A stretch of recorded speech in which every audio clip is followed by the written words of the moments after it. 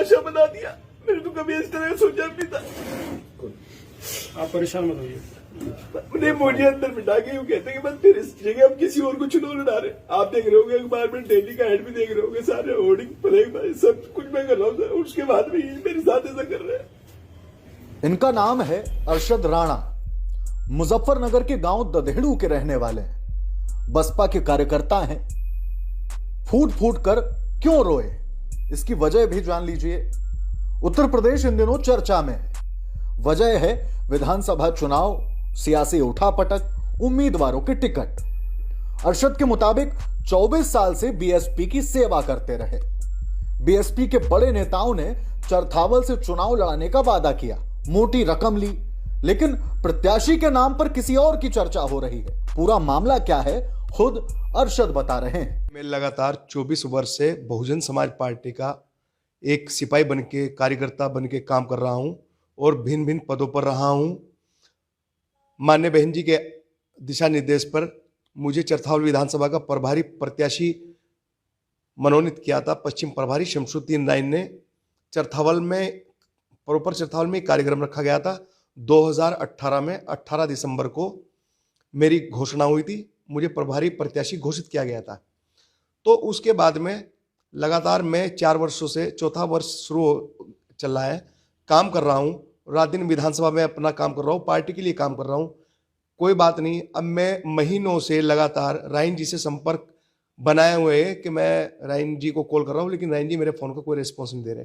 उसके बाद में माननीय अध्यक्ष, जिला अध्यक्ष सतीश कुमार जी से मैंने बात करी, लेकिन सतीश जी ने मुझे कहा कि मैंने बात करी, उन्होंने कहा कि बात करेंगे, लेकिन कोई बात नहीं। आज हद तब हो गई जब कल मैं बहुजन समाज पार्टी के कार्यालय मुजफ्फरनगर पर गया और जिला अध्यक्ष सतीश कुमार ने मुझसे कहा कि तुम 50 लाख रुपए का और इंतजाम कर लो।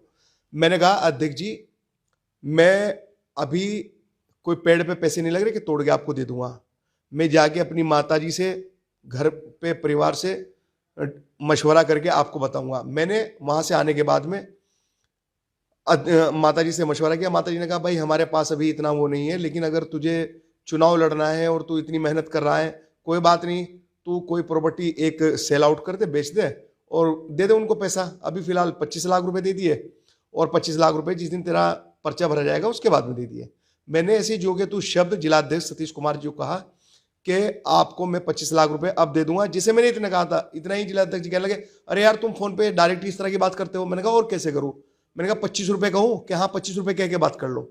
ये भी मेरे पास सबूत है मेरे मोबाइल में मौजूद। उससे पहले जब माननीय पश्चिम प्रभारी शमसुद्दीन राय ने मेरी घोषणा की थी, पूरे मंडल के लोग मंच पर मौजूद थे। प्रेमचंद गौतम, सतप्रकाश और नरेश गौतम, मुख्य कोऑर्डिनेटर, सभी लोग मौजूद थे। जिलाध्यक्ष सतपाल कटारिया जी उस टाइम के जो जिलाध्यक्ष थे, सभी लोग मौजूद थे और चरथावल में कार्यक्रम रखा गया था। उससे पहले माननीय नरेश गौतम मुख्य कोऑर्डिनेटर और सतपाल कटारिया जिलाध्यक्ष जी के साथ में मैं गया और शमसुद्दीन राय जी को मैं जो कैश था, मुझे आदेश किया था, मैं वो दे के आया हूं। मैं लगातार इसी तरह, एक बार मैंने 4.5 लाख रुपए दिए, एक बार रायन जी ने मुझे 50,000 रुपये, मतलब वो कहीं नहीं थे, लेकिन 50,000 रुपये भी मेरे से ले लिए।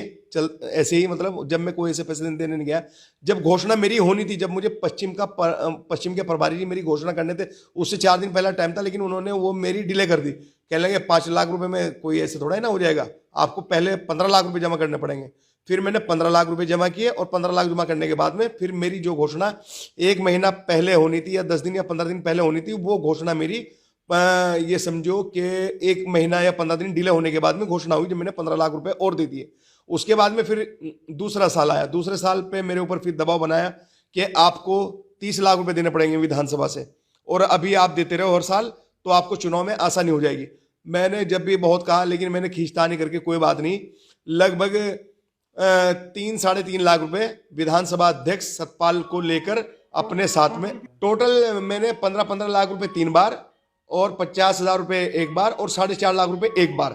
पार्टी ने मुझे बिन बताए, मुझे बिना कोई कुछ कहे या मेरा बिना पैसे वापस किए दूसरे प्रत्याशी की घोषणा, मतलब मुझे कुछ लोगों ने बताया, फेसबुक पे देखा मैंने, सोशल पे देखा कि किसी प्रत्याशी को ला रहे हैं वो इस तरह के, तो ये चीज़ें सामने आई। तो मैं सुबह हताश हुआ और मैंने फिर फेसबुक पे अपने अकाउंट पे लिखा कि अगर 2 दिन में मान्य बहन जी से मेरी मुलाकात नहीं कराते तो मैं